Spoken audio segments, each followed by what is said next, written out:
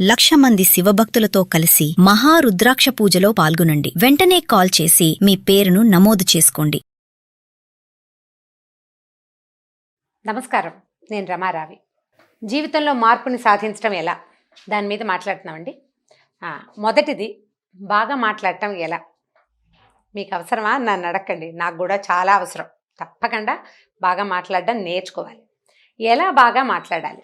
మనం సరిగ్గా మాట్లాడితేనే సరిగా కన్వే అవుతుంది అవతల వాళ్ళకి మనం చెప్పే మ్యాటర్ కదా. ఇది అందరికీ తెలిసిందే. పిల్లాన్ని కసిరేస్తే వాడికి నచ్చకపోవచ్చు. నాన్న బంగారు తండ్రి బుజ్జుకొండ అంటే సగం మాట వింటాడు. భర్తలతోటి మాట్లాడేటప్పుడు, లేదా అక్క చెల్లెళ్ళతోటి మాట్లాడేటప్పుడు, ఆఫీస్లో పని వాళ్ళతోటి, అందరితోటి మనం చక్కగానే మాట్లాడాలి. కసిరేసి విసిగేసుకుంటే మళ్ళీ పలక్కపోవచ్చు కదా. అవును కదా, మళ్ళీ పలకరు, మనం చెప్పిన మాట వినరు, మనతోటి సజావుగా ఉండరు. కాబట్టి మొదట బాగా మాట్లాడడం అనేది ఫస్ట్ చూడాల్సిన విషయంగా నేను భావిస్తున్నానండి. మొట్టమొదట అది కావాలి మనకి. ఎలా కావాలో చూద్దాం. బాగా మాట్లాడడానికి మొట్టమొదట కావాల్సింది మొహం మీద నవ్వు. నవ్వుతూ చెప్పాలి. మన మొహం ఇలా చించుకోగానే అవతల వాళ్ళు ఉద్రేకానికి లోనవుతారు, సీరియస్గా తీసేసుకుంటారు మ్యాటర్ని. నవ్వుతూ చెప్తే బాగుంటుంది. ముఖం మీద చిరునవ్వు చెరిగిపోకుండా మాట్లాడగలగడం అత్యంత పెద్ద ఆర్ట్. లలిత కళల్లో నెంబర్ 1 అన్నమాట. మొదట నవ్వుతూ మాట్లాడడం. వినేటప్పుడు కూడా నవ్వుతూ వింటాం, నవ్వు మొహంతో. ఏదో ఒకటి అంటే అనాసక్తిగా మొహం పెట్టకుండా నవ్వు మొహం పెట్టామనుకోండి, మనం వాళ్ళ కోసమే వింటున్నాం అనిపిస్తుంది. మాట్లాడేటప్పుడు కూడా అంతే. మొదటిది నవ్వు. రెండోది స్పష్టత, క్లారిటీ. అది ఇవ్వాలి. స్పష్టంగా చెప్పాలి. మనకే అర్థమయ్యి కాకుండా మనం నసుగుతూ ఎలా చెప్తున్నామో తెలియకుండా ఏదో నేను చెప్పాను కదా, అప్పుడు అన్నాను కదా అని అంటాం. అలా అంటే ఎలా కుదురుతుంది? కుదరదు. కాబట్టి స్పష్టత కావాలి. తర్వాత బ్రీఫ్, సంగ్రహంగా చెప్పటం. మనం చెప్పదలుచుకున్న విషయాన్ని ఎలాబరేట్గా ఇక్కడ మొదలుపెట్టి రకరకాల శాఖా సంక్రమణాలు ఎన్నో చెట్టుకొమ్మలెక్కి దూకి చివరికి మళ్ళీ చెట్టు మొదట్లో తేలేమనుకోండి, జనాలు ఈ మ్యాటర్స్ అన్నిటికీ వెళ్ళి అసలు మనం ఏ మ్యాటర్ చెప్పదలుచుకున్నామో దాని మించి పక్కెళ్ళిపోతారు. కాబట్టి బ్రీఫ్గా మాట్లాడడం, ఆజ్ఞలు కరెక్ట్గా చేయటం. దీనికి మనం వేదాన్ని ఉదాహరణగా చెప్పేంత గండ్లం కామనుకోండి, మనం చెప్పుకోవాలి. సింపుల్గా సత్యం వద అని చెప్పారు. అంటే సత్యం మాట్లాడు. ఒకవేళ అప్పుడు కుదరపోతే అవన్నీ వ్యవహారాలు ఏం కుదరవు, నిజం చెప్పు అంటమే. అంతే, నిజం చెప్పుంటే చెప్పి తీరాలి. ధర్మం చెర, ధర్మాన్నే ఆచరించు. నాకు ఇబ్బంది అండి, మా ఆయనకు ఒంట్లో బాగుండలేదండి, లేకపోతే మా ఆవిడకి తలకాయ నిప్పండి లాంటి కుంటి సాకులు కుదరవు. ధర్మాన్ని నువ్వు ఆచరించి తీరవలసిందే. అంత బ్రీఫ్గా మనం చెప్పదలుచుకున్న మాటలు చెప్పేయాలి. చూడండి, వృక్షో రక్షతి రక్షిత. వృక్షాన్ని రక్షించు, అది నిన్ను రక్షిస్తుంది. దాని మీద అరగంట వ్యాసం రాయొచ్చు, 4 పేజీలు రాస్తాను నేనైతే. కానీ వేదం ఎంత సింపుల్గా చెప్పిందండి. వృక్షో రక్షతి, వృక్షాన్ని రక్షిస్తుంది. రక్షిత, నువ్వు దాన్ని రక్షిస్తే. సింపుల్గా చెప్పేశారు.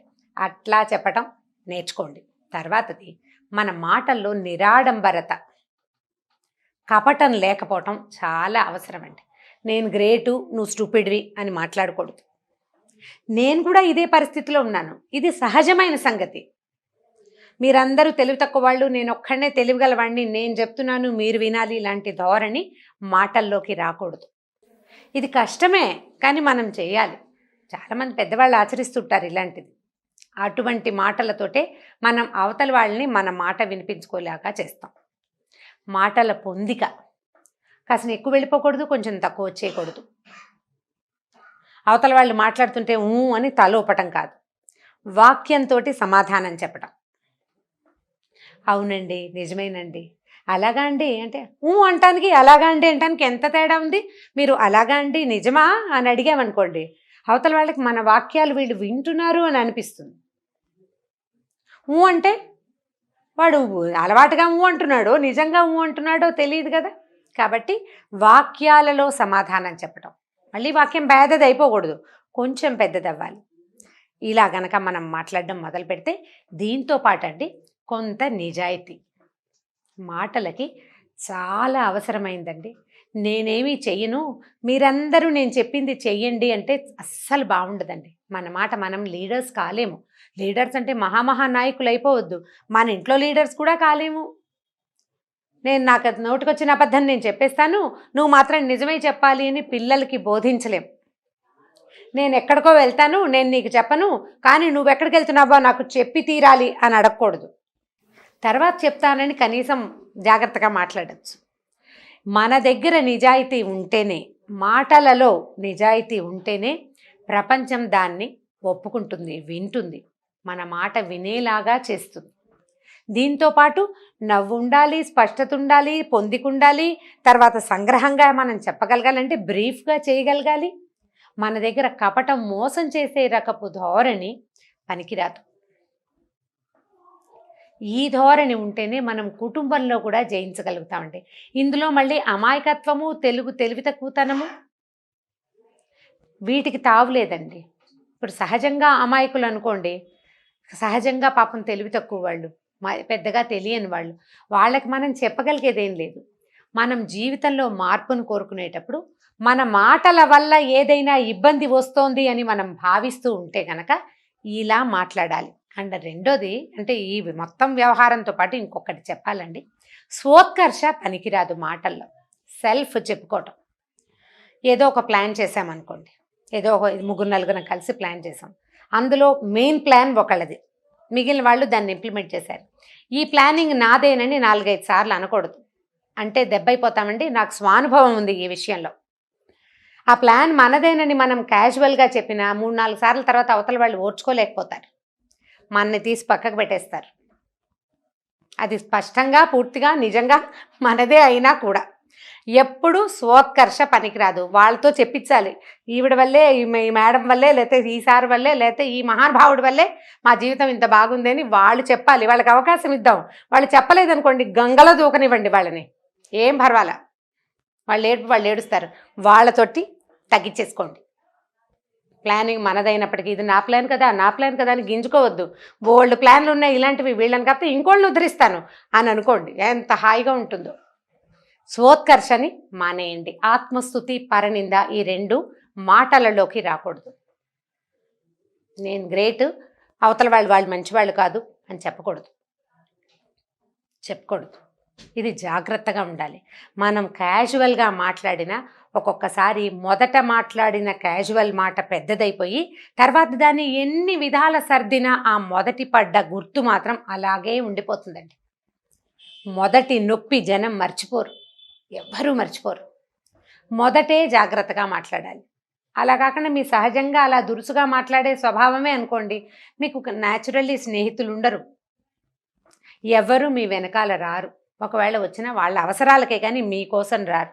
ఎందుకంటే నువ్వు ఎంత పెట్టినా ఎవ్వరికీ జ్ఞాపకం ఉండదండి. తిట్టింది భలే గుర్తుంటుంది, చాలా బాగా జ్ఞాపకం పెట్టుకుంటారు. కాబట్టి మృదుభాషిత్వం, చక్కగా మాట్లాడడంలో జాగ్రత్తగా ఉండండి. మొదట ఎప్పుడూ పరుష వాక్కులతోటి అవతల వాళ్ళని నిందించద్దు. సమాధానం వినడానికి రెడీగా ఉండండి. మృదువైన మాటలతోటి ఉండండి. వాళ్ళ తాలూకు గెలుపు వెనకాల మీరున్నప్పటికీ నేనే ఉన్నానని మీ అంతటా మీరు ప్రకటనగా చెప్పకూడదు. నవ్వుతూ ఉండటానికి ప్రయత్నం చేయండి. ఒకవేళ ఎవరి వల్ల అయినా మనకి ఇబ్బంది అయినా దాని మీద బ్రీఫ్గా చెప్పటమే అలవర్చుకోండి. ఏమైందండి అని అడగంగానే మా తాతలు 3 అని అక్కడెక్కడి నుంచో మొదలు పెట్టకూడదు. ఏదో అలా వచ్చిందండి అని చెప్పాలి.